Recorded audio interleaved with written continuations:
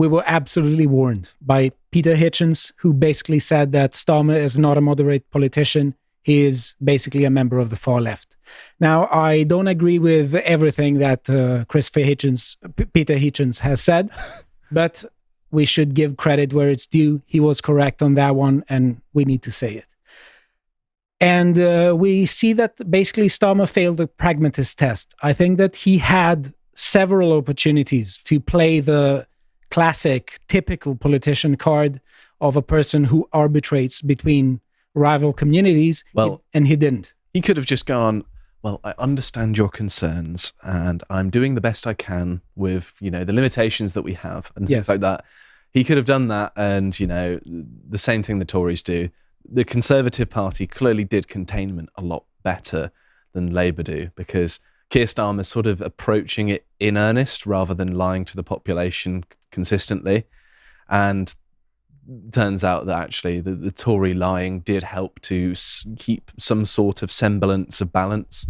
Exactly. They're ideologues. And I saw Yvette Cooper just went out and said after the segment was ready that the people have lost respect for the police. You don't say this. You just don't say this as a politician. These people are ideologues. And they have a very ideological way of viewing things. And their state is claiming to be an anti-racist, anti-fascist state. But as you will see, things are not as they seem. Our own law of woke projection never misses. Now, a lot of the leftists celebrated humanity this weekend. We have here an article from BBC News. Anti-racism protest is celebration of humanity. We have some children here that hold some signs saying boo to fascism. For some reasons, they have black and red cats there. I don't see what's catty about fascism. Black and red are the colours of anarcho-communism, aren't they? Oh, no. Yes. Or is it? I can't remember. I don't care about communists. Yeah. Love humans, hate racism. Okay, they're kids. I'm going to leave kids out of it. Yeah, obviously it's their parents doing it. It's not them. But also the people that turn out to these sort of placards, if you had the sort of they live glasses that tell you the real message, it is like, accept the destruction of your country, accept that rape and murder are now parts of your culture, even though they were to a far, far lesser extent than before. It's just accept our tyranny is the message that if you put those glasses on, it should read. Yeah, and also celebrate it. Because the number one concern of the state, and I think we need to say that this has been the case for a long time, even before Labour.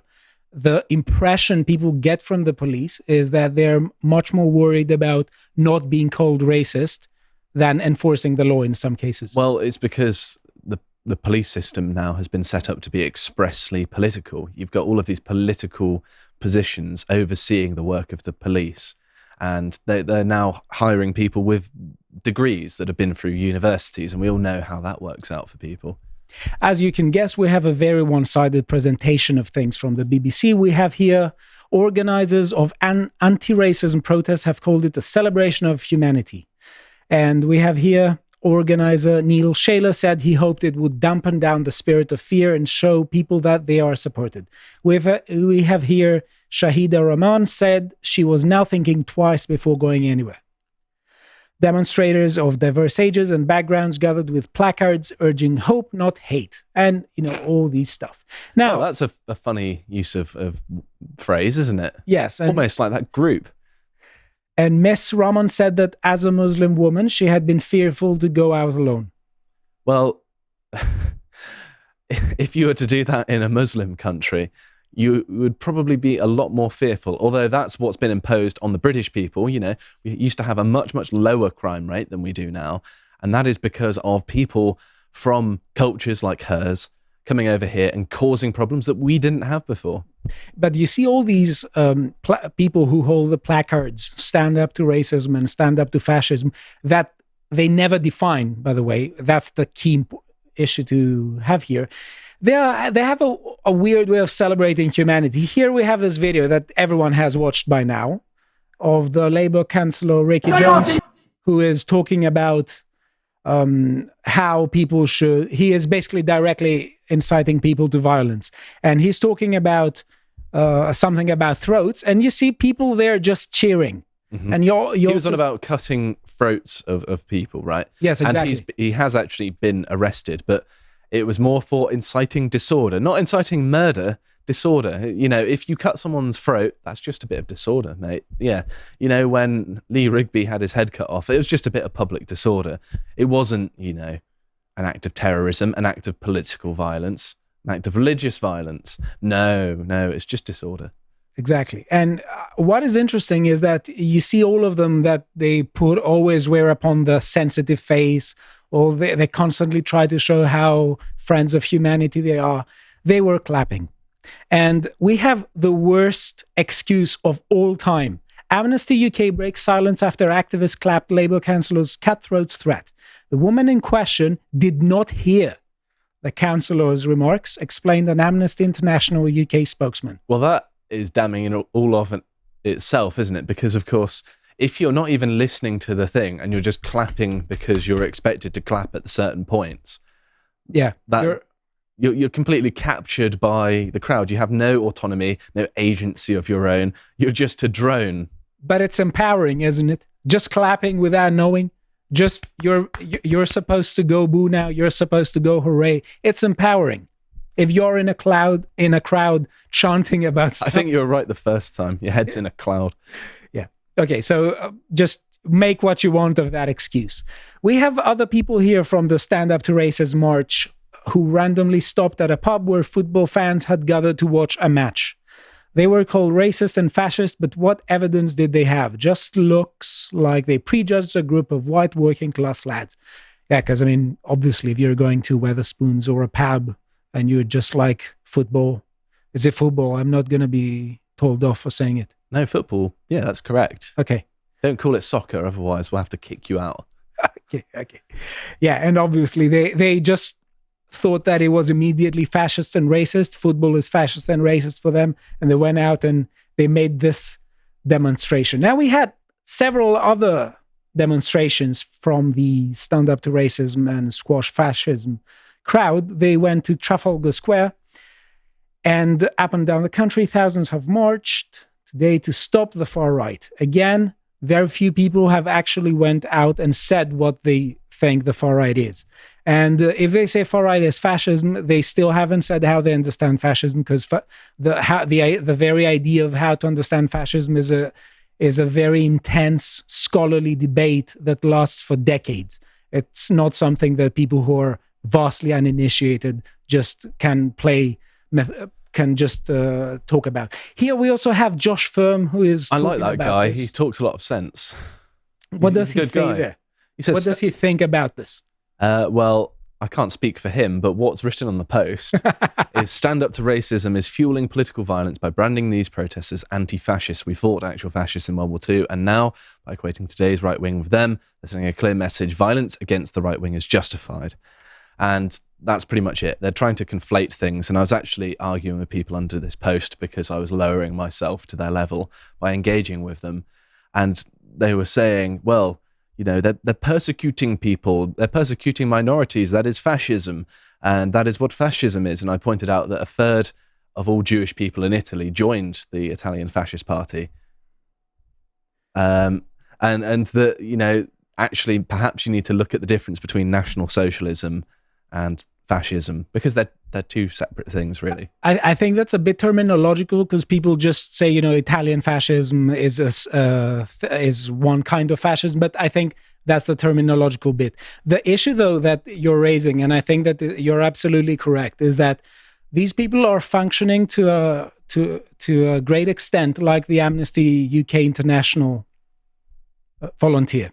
Mm-hmm. They don't listen what people are saying around them, but they are clapping. They're supposed to go boo now. So I think that a lot of these people, they just don't do due diligence. They just don't do homework. They're not defining. They don't think critically. They perhaps just parrot what they're told to believe, and they feel like is perhaps correct without doing any research into it. Exactly. Absolutely. Yeah. And that's no surprise. But what we have a woke intelligentsia that is essentially telling people you're supposed to hate these people now, you're supposed to love these other people now, and that changes every time there is a new new trend that they become infatuated with. And here we have yet another post by Josh Firm. Don't know who that guy is. Here in the studio with us. And do you want to tell us what you think here? Well, that person who I don't know says, it's telling that socialists and communists from other European countries are flocking to England to swell the ranks of a protest against a party with no direct ties to the riots. The whole thing seems inorganic. So what I'm talking about there is a protest outside of a letterbox that is registered as belonging to the Reform Party. It's not their headquarters, as they believed. They were protesting a letterbox, which, sounds awfully like the protest they're counter-protesting, actually. But yeah, loads of socialists and communists from other European countries flew in to attend this protest, which, to be fair, was not attended particularly widely, considering it's in London as well. Yeah. Right. So I think, basically, that the anti-racist, anti-fascist state in rhetoric is actually a very, how should I say it, narcissistic, racist, and authoritarian state. It has a lot more similarities with fascism than its supporters think or would like to believe. And we're going to talk about these three things: narcissism, racism, and authoritarianism. I have here this tweet by Narinder Kaur, who says, these men are telling you that your freedom of speech is under threat. Yeah, they're correct. But the only thing under threat is the persistence to retain superiority over black and brown people. Now, this is, I would say, a stunningly narcissistic thing to say, because narcissists make it all about themselves. Mm-hmm. You can't talk about a society where there are infinite ways of things going badly. There are sort of infinite threats. And just saying, no, the only threat is just white supremacy that you incorrectly ascribe to certain people. This is just this isn't even remotely correct. And I think that this is just absolutely narcissistic. And you constantly see the people from this side, they make it all about themselves. They think that the only threat to the constitutional order or to the social order is the threat that they perceive as being against them. And that's very narcissistic. Well, to be fair, a lot of politics these days is just signaling that you epitomize the values of your group the most. That's what politics is as a sort of social function. And by, saying they're targeting me, you're making yourself synonymous with the politics and therefore the values that you're trying to push forwards. And it's ultimately serving a sort of social hierarchy, in a sense, within the group that you value assent within that hierarchy. So there is an element of self-servingness to this. I think, though, that when it is so ridiculous and it is so out of touch with what is going on, it's particularly repulsive. Well, it's out of touch because they're approaching these problems from within their paradigm rather than looking at the evidence and working upwards. Exactly. And I think I couldn't put it better than Alice Smith, who says, if we could bring the national conversation back to those 3 murdered little girls, the real and only victims in all this mess, that would be great. Identity politics poisons everything. I think that this echoes the sentiments of everyone. Well, certainly left-wing identity politics anyway. Yeah. And you see that basically the entire leftist apparatus has created a narrative that presents victims as their friends. Victimhood for leftists means their friends. It doesn't mean anything else. And you see them, for instance, here we have a tweet from Leftism who digged something really interesting from the past. He said, in May, Juliet KEM worked for the DHS under Obama administration, wrote about how Trump has some sort of assassination fantasy and is using it to make violence, but by his supporters far more likely about that. And there is the article there, Trump's assassination fantasy has a darker purpose. The ex-president's stories of his own victimization make violence by his supporters far more likely. I find this repulsive, repugnant, and this is just projection because they are not talking about, they're just not going to assume responsibility for the Trump is a German mustache man from mid-20th Well, they didn't century. say that he was an enemy of America, the American people, and democracy itself, did they? They definitely didn't say that part repeatedly over a long period of time. Yeah. But we are told that the state is an anti-racist state, and we are not particularly... I'm not particularly confident that they know what they are. So the question is that when there may have been a racism in the neighborhood, who are you going to call, Josh? Ibram X. Kendi? Exactly. So Ibram X. Kendi has famously said, "It's my job to diagnose racism. It's my job to provide treatments." Let's see some of his other best hits here. We have Ibram X. Kendi failing yet another time to define racism. We've all watched the video. It's so funny. It never gets old. I was about to play it, but I found a second one, and it's just hilarious. Let's just listen to him define racism and see. Is really understanding the way racism operates. And so I actually define racism as a powerful collection of racist policies that lead to racial inequity and are substantiated by racist ideas. He doesn't change his smoke alarm battery, does he?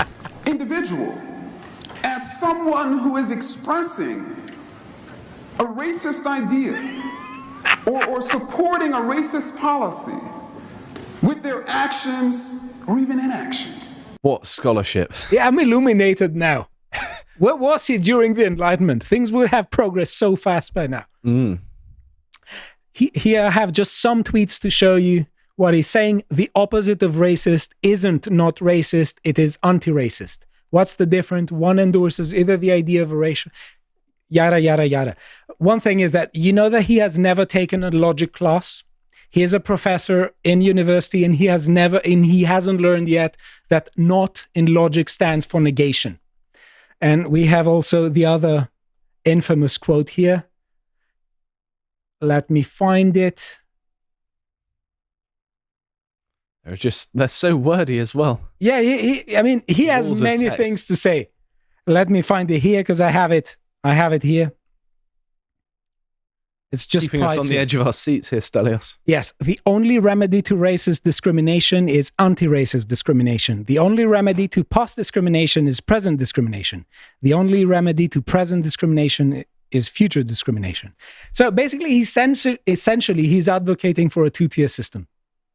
Which is a racist system, but he wants to call it an anti-racist. Well, it's basically anti-ethnic European, isn't it? Exactly, yeah. It's anti-white in this case. But what he does is something that communists were doing, where they just stuck an anti-clause in front of everything that they accused others of doing, and they thought that they were automatically exempt from all responsibility. And one example is with imperialism. Any kind of aggression from communist states was always anti-imperialism. I'm anti-poor people, so if you criticize me, you're criticizing, people's poverty and suffering. Exactly. So basically, anti-racism is anti-white racism, basically. And it's also anti-capitalism. Here we have two of my least favorite people. Again, Ibram X. Kendi and Owen Jones. They're talking about how capitalism cannot be separated from racism. So the anti-racist state is an anti-capitalist state, apart from an anti-white, anti-Western state. And we have here one Jiro Enjoyer who writes, Samira Lee, the national organizer of Stand Up to Racism, said, "We are drawing a line in the sand. There will be no more fascists on the street. Anti-racists are the majority." And she says that there aren't any fascists to begin with, and it's, yes. A line in the sand is also an interesting terminology because I'm sure they're used to that. But anyway, sorry, do carry on. Yeah, and she does say the anti-racists are the fascists. They terrorize ordinary British people. And we had the unthinkable. We had Hamza Yousaf accusing someone else of racism. Former First Minister of Scotland, known for going white at everything. Yeah, it's a two-tier system. A two-tier system. That's the philosophy behind the two-tier system. He went up to Scotland and was annoyed at how many white people there were. I mean, next I'm going to go to Pakistan, his ethnic homeland. Just be like, why are all these Pakistanis here?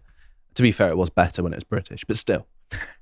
Right. So Hamza Yusuf says here, Elon Musk is a dangerous race beta who must be held to account for his actions. I can't think what it is that upsets him so much about a brown, Muslim, progressive politician. But his billions won't stop me calling out his support for the far right. And we have a very funny response. He said, Elon Musk says, he's obviously super racist against white people. I dare that scumbag to sue me. Go ahead, make my day. Make my day, chump. And he has the other bit here where he says, legal discovery will show that however big a racist he's been in public communication, he is vastly worse in private communications. And I have to say this, that the things I've heard in universities make every person's skin crawl. Really? You can always assume that what they say behind closed doors and when they're not in public is much, much, much worse than what they say in public. I can believe it, to be honest. The horror. The horror. Right. And final bit, because the segment is coming close to its end, the authoritarianism bit. So what is going on is that Keir Starmer is considering forcing social media companies to remove or suppress legal but harmful content. And that's the source from an article by Telegraph that we could click the link and show you. But the thing is that what is interesting here is that what is going on is that Keir Starmer is essentially echoing the considerations of a lot of people behind hate speech laws. And that's what we should definitely say, because this is a direct assault in citizenship and civil society. Big states, people who want to expand the power of the state, they are afraid of civil society. They're using wokeness to demonize it, to divide it, to say that it is irreparably bad and it needs the wokerati to tell us how to talk to each other and to stop talking without their permission. And it's interesting to see here, legal but harmful content should be removed. That essentially says that there is no rule of law. Because traditionally speaking, what is in accordance to law, what doesn't violate the law, is permitted from a legal perspective. Not a moral perspective, but from a legal perspective. But when they say that even if something is in accordance with the law, it could be prosecuted because it is harmful, things are really bad. Well, yeah, it's just tyranny, isn't it? They're pushing, the opposing side of their politics as much as humanly possible, perhaps even to provoke a reaction to justify further crackdowns, for all we know. Exactly. And what we should say is that a lot of the leftists are basically making it about incitement to violence when they're talking about harm. Now, I'm against incitement to violence. I don't think that that's a good thing, that things should be permitted. But the thing here is that the devil is in the details. And the details here come with a specific notion of harm. Traditionally, harm was understood as physical harm, but now the notion of harm from a legal perspective is increasingly more subjectivized because people are talking now about mental harm. That's why they're talking about speech and facts that are harmful. I'm going to put my psychologist cap on here and say that you're in control of how you interpret the world. So you have the choice to, be offended or be upset by something. It's up to you. It's not the same as physical harm, psychological harm. They're not necessarily comparable as various things. They're obviously different, and it's stupid to conflate them. Yes, and also we should always remember that there is tremendous, huge danger in outsourcing the power to the government, or at least just recognizing and being content without criticizing governments that are constantly trying to arbitrarily define what is harmful, what is psychologically harmful, and just crack down on it. Well, yeah, we're clients to our own state now, aren't we? Yeah. And we have here someone, Dan Hodges, who says, we have to be clear what people are now demanding. Not the right to free speech, but the right to lie. The right to spread malicious information that could impede an ongoing murder investigation. The right to incite people to violence, and they should just admit it. No, that's absolutely narcissistic. That's trying to completely project upon the entire population the actions and sentiments of a few. And this isn't remotely acceptable. And this also ignores the criticisms that come from considerations about increasingly centralized governments and the power they can exert on people. And last thing I want to say is that one of the things that governments should do in order to show that they care for the people that they represent is to show that they are focusing not just on the obligations of the citizens, but also on their own obligations. So there was a post from Gov.uk that said, think before you post. This applies many more times to politicians. So when politicians don't think before they make announcements, and they have the audacity to just focus only on the responsibility of the citizens, they are essentially showing that they're after arbitrary authority. They want absolute power. They don't think they're accountable, and they want to destroy any block to their power. I hope you appreciated that segment from the podcast The Lotus Eaters, and if you want to see what else we're up to, you can follow our series Lads Hour, where we always have a good bit of fun and have a bit of a laugh. It's behind the paywall, so you get to see all the things that you wouldn't normally see on things like YouTube. And if you want to see all the other work we're doing, you can follow us on Twitter, where we post links to everything. Thank you very much for watching, and goodbye.